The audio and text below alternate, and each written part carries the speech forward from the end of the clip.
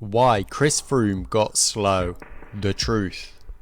Chris Froome, a four-time Tour de France champion, has faced a notable decline in performance following his serious crash in 2019. This downturn has prompted various reactions from the cycling community and leads people to wonder, what on earth happened to cause this?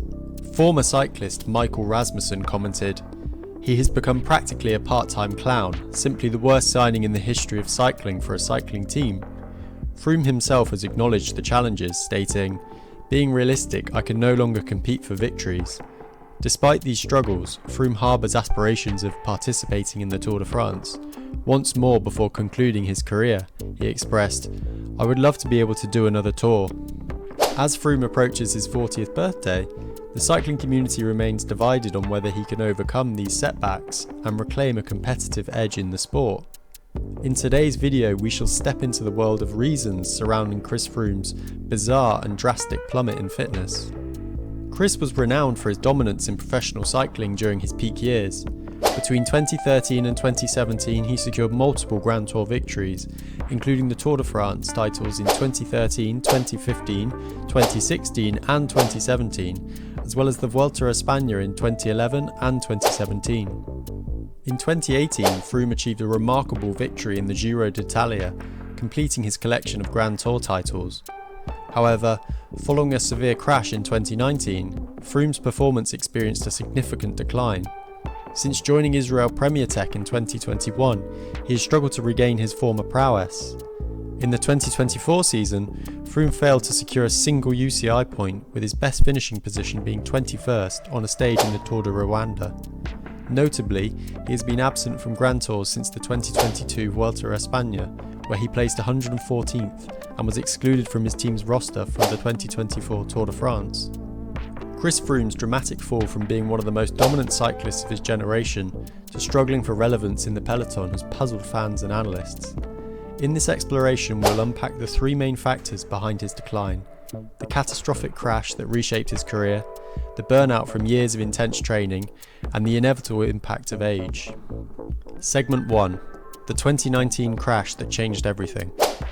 In June 2019, during a recon ride ahead of the Criterium du Dauphiné time trial, Chris Froome's career took a devastating turn. While descending at high speed, Froome lost control in a gust of wind and crashed into a wall. The impact was catastrophic. He suffered a fractured femur, broken ribs, a fractured elbow, and internal injuries.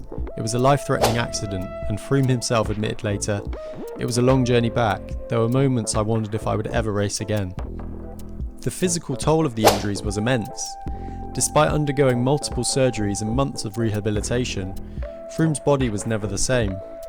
Sports scientist Dr. Kevin Sprouse remarked, "Recovering fully from injuries like these is a monumental challenge for any athlete, let alone a cyclist who relies on peak performance from every muscle group." His team at the time, Team Ineos, supported his recovery efforts, but his return to competition revealed a significant drop in power output and endurance. A fan summarised the sentiment, "He went from being unbeatable to barely keeping up. That crash stole something from him that no amount of training could bring back." Segment 2. Burnout and the effects of peak fitness. Before his crash, Froome was known for his unparalleled work ethic. His dominance between 2013 and 2017 was built on a grueling training regimen that pushed his body to the limits. During his peak years, Froome won the Tour de France titles, the Giro d'Italia and 2 Vuelta a España titles. However, sustaining this level of performance came at a cost. By 2018, Froome's performances were already showing signs of strain. He managed to win the Giro d'Italia that year with an iconic 80km solo breakaway, but he looked fatigued during the Tour de France, finishing third. Fellow cyclist Bradley Wiggins noticed, "When you're at the top for that long, the cumulative stress on your body and mind is extraordinary." Froome might have burned out before he even realised it. Burnout manifests as a loss of motivation, physical fatigue, and an inability to recover properly from training. Froome's post-crash performances, including his time at Israel Premier Tech, suggest that his body struggled to adapt to the same level of training he once thrived on. He failed to secure any significant results in 2024, with his best finish being 21st in the Tour de Rwanda. Critics pointed out that his training methods, once lauded, now seemed to work against him. Segment 3. The inevitable impact of age. At 39 years old, Froome is one of the oldest active riders in professional cycling. Age is an unavoidable factor in any athlete's decline, especially in endurance sports like cycling, where physical recovery and sustained power output are critical. As cyclists age, their VO2 max declines, muscle mass decreases, and recovery time lengthens.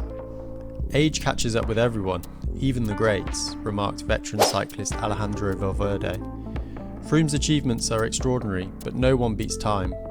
Froome himself acknowledged this in a recent interview, saying, "Being realistic, I can no longer compete for victories, but I still have the love for racing."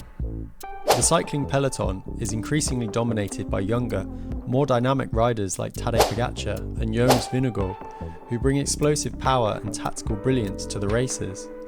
Froome's endurance-based style, which served him well in his prime, struggles to match the intensity of today's competition. His lack of results has led to criticism from fans and pundits. Michael Rasmussen, a former cyclist, remarked bluntly, "He's become practically a part-time clown, the worst signing in the history of cycling for a team." This harsh critique underscores how far Froome has fallen from his once dominant position. Chris Froome's decline is a confluence of factors. The 2019 crash left lasting physical and psychological scars that even his relentless determination couldn't overcome. Years of high-intensity training and competition took their toll, leaving his body unable to maintain the same levels of fitness. Finally, the natural effects of aging have further widened the gap between Froome and the sport's elite. Despite these challenges, Froome remains a symbol of passion for the sport. He has expressed his desire to race in another Tour de France, hoping for a final chance to bid farewell on cycling's grandest stage. While the days of yellow jerseys are behind him, Froome's legacy as one of the sport's greatest champions endures. Chris joined Israel's startup nation, now Israel Premier Tech, in 2021 on a lucrative contract reportedly worth €5.5 million per year, making him one of the highest paid cyclists in the world. Since his move, Froome's performance has not met expectations, leading to criticism regarding his disparity between his salary and results. Team owner Sylvan Adams openly expressed his disappointment, stating, "How could we say we have had value for money?" Former cyclist Michael Rasmussen was even more blunt, describing Froome as the worst cycling signing in world history.